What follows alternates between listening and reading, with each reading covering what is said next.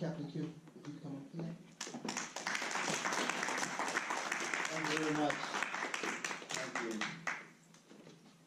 And we're so happy that we had such a great turnout. We were a little bit fearful initially. I know that, it's hard when you're leading these efforts because you have the best expectation that people are going to participate and it's going to be great. And it's nice to be able to look out and see that we have so many people from our community.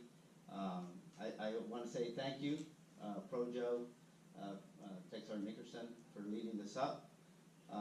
It had been on the books for a long time.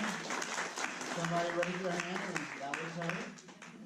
The committee members as well, thank you very much for supporting. As you can see, there's a good spread out there, and I'll try not to belabor this as much as possible so that you guys can get to it. But I do want to also thank COM because they're the unsung heroes many times, and I want to make sure I put in a plug for you guys. Thank you for coming out to support us.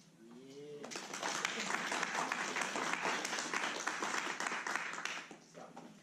Ladies and gentlemen, and distinguished visitors, thank you for coming out today to support the Hispanic Heritage Month celebration.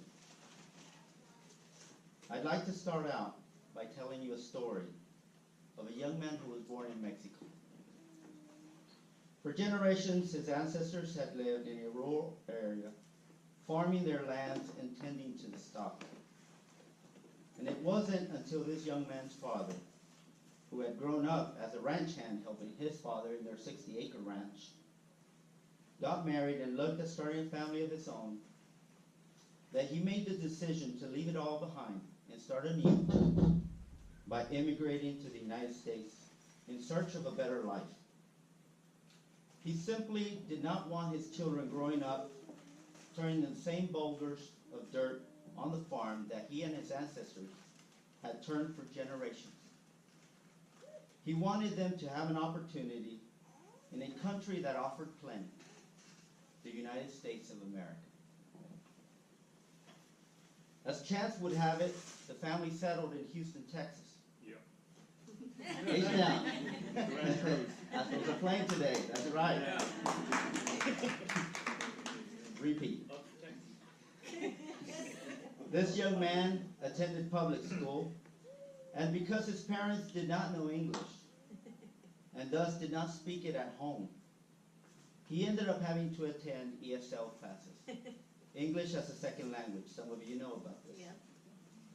Having struggled in school for most of his life, he followed the path of so many Hispanic Americans, and he became a high school dropout at the age of 17. However, all was not lost for this young man.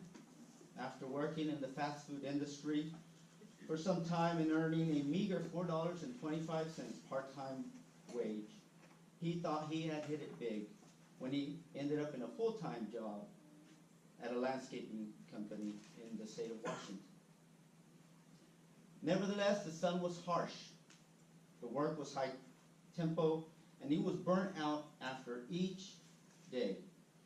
The two-man team would go from home to home within the wealthy sector adjacent to the Columbia River by Kennewick, Washington, performing landscaping jobs for doctors, lawyers, and dentists.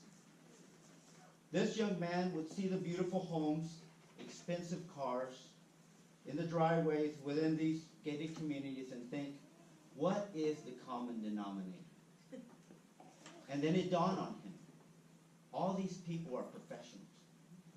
And what does it take to be a professional? Education. You could call it an epiphany, but he had just figured it out, what it was going to take to become a professional and to better his life. But this young man had always had the notion that colleges and universities were places where only smart people went. He surely wasn't smart enough to go there. He was a high school dropout. Statistically, the odds of him attending and graduating college were against him. However, he had to make the effort. He received his GED high school equivalency certificate. And because the Air Force would not accept him with just that, he ended up having to attend college to gain 15 credit hours before he was allowed to enlist as an airman basic. For the next 12 years, he went to school part-time, serving his country.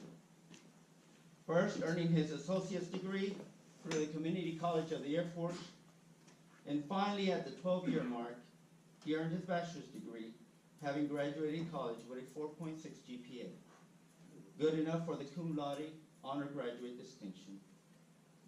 But wanting to do more for the Air Force, he applied for a commission and was accepted to attend OTS after applying for the second time. He was finally going to be an officer. After his first overseas tour as an officer, he was selected to attend one of our postgraduate schools, where he would earn his master's degree after an intense 18-month program. School was difficult for this young man, who, after experiencing the intense coursework for a couple of weeks, was this close to walking into the dean's office and asking him to be removed from the program. They simply had chosen the wrong person for the job.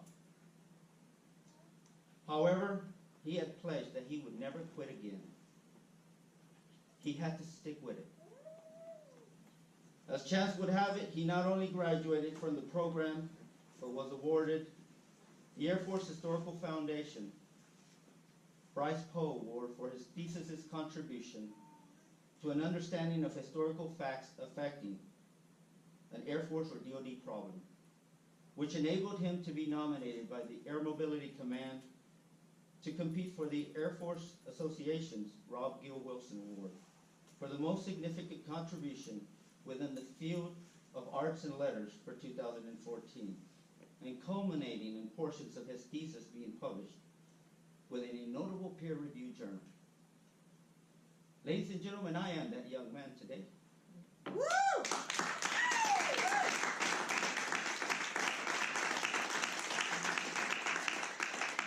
And I am humbled by the opportunities the Air Force has provided me. And I appreciate being able to share my story with you today. But to me, this month is much more than a celebration of Hispanic heritage, but of the wonderful opportunities so many within such a country like the United States have. No other country in the world has ever been able to provide so much for so many. It's been the standard within the United States that if you were hungry enough, you could achieve whatever you set your mind on. That should be our true celebration today. The fact that we are not only part of that country, but we have taken a solemn oath to protect and defend that country against all enemies, foreign and domestic. I thank you for coming out today and allowing me to share my story with you.